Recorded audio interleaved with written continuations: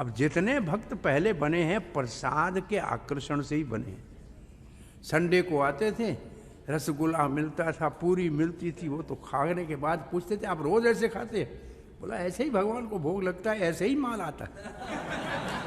बोला फिर बाहर धक्का क्यों खाने जाएं, इधर ही माल मिल रहा है। हाँ?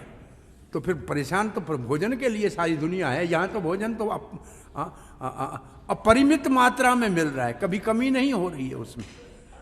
तो ये हुआ भावुकता से भक्त बना।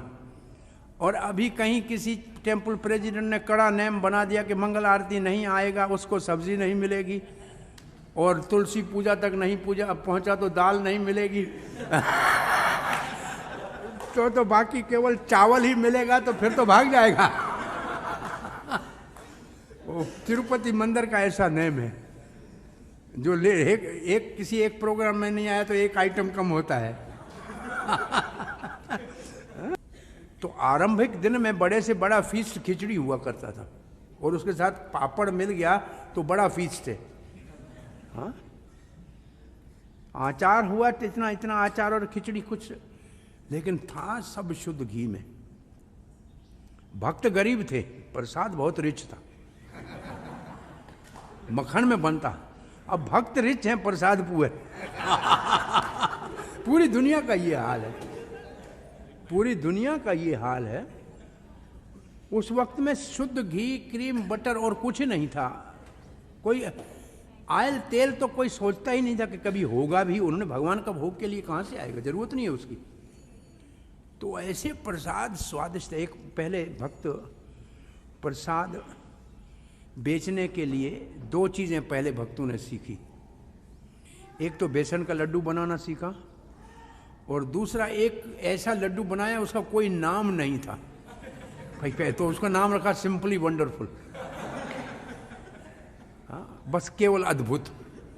वो क्या करते थे, पाउडर मिल्क के अंदर मक्खन डालते थे, पिघला के मक्खन डाला, और पाउडर दूध और पाउडर चीनी डाला, अंदर एक दो किशमिश डाल दी, बस ये सिंपली मुंह में रखो तो गल जाए। वो दुकानों में बेचने के लिए रखा। मार्केट में चल पड़ा तो बोला इंग्रेडिएंट लिखो। तो इंग्रेडिएंट लिखा, भाई इतना चीनी डाली, इतना। बोला हम बनाते हैं, इसमें टेस्ट नहीं है, तुम बनाते हो टेस्ट है।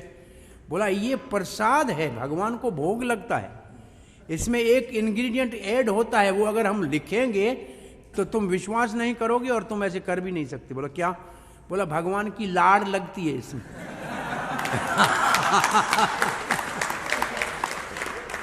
वो जो इंग्रेडिएंट है असल में ये टेस्ट उसकी है। भगवान जो भोग लगाते हैं ना, वो एक इंग्रेडिएंट उसमें ऐड होता है।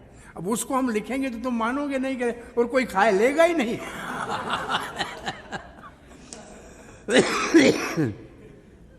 तो ये प्रसाद बहुत अद्भुत प्रसाद की भावुकता से एक भक्त मेरे को सच मिला, पर क्या करोगे? बोला मैं एक दिन तो गुरु बनूंगा, लोग मुझे माला डालने आएंगे ना, मैं बोलूँगा फूलों की नहीं डालो, गुलाब जामुन रसगुल्ले की डालो, कम से कम एक एक करके खाता रहूंगा।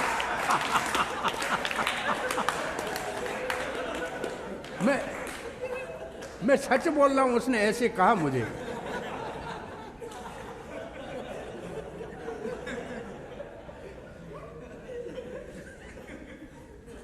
अब दो बातें इस रसगुल्ले के ऊपर याद आती हैं। और सोहत्र स्वामी अभी नहीं रहे, जब ब्रह्मचारी थे संकीर्तन के, तो सुबह जप कर रहे थे मंदिर में। तो बालकृष्ण महाराज वो इंचार्ज वहाँ के थे, तो घूमते आए, पर माला में जप कर रहे हो, तुम्हारी संख्या नहीं है, गिनते कैसे हो भाई, कितने जप हो, गिनो कैसे? बोला आगे देखो, ये प्याले में गुलाब जामुन रखे हैं, एक माला पूरी होती है, एक खाता हूं।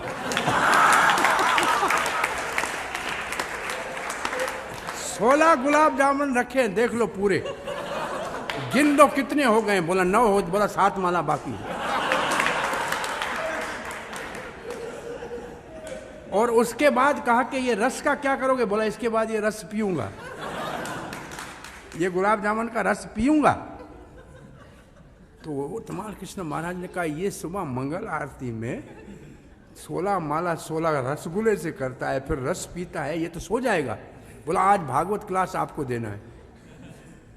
तो सोहत्रा महाराज बैठे क्लास देने, तो धमाल कृष्ण महाराज कहते हैं इतनी अद्भुत क्लास दी तो लगता है कि गुलाब जामुन खा के मीठी क्लास हो जाती है। बड़ा रसीली क्लास थी। वो प्रभुपाद जी 2 बार कुंभ मेले में गए थे, एक अर्ध कुंभ में, एक पूर्ण कुंभ में। तो विदेशी भक्त को किसी मायावादी ने पकड़ लिया कि आओ आपको ब्रह्म दिखाऊंगा।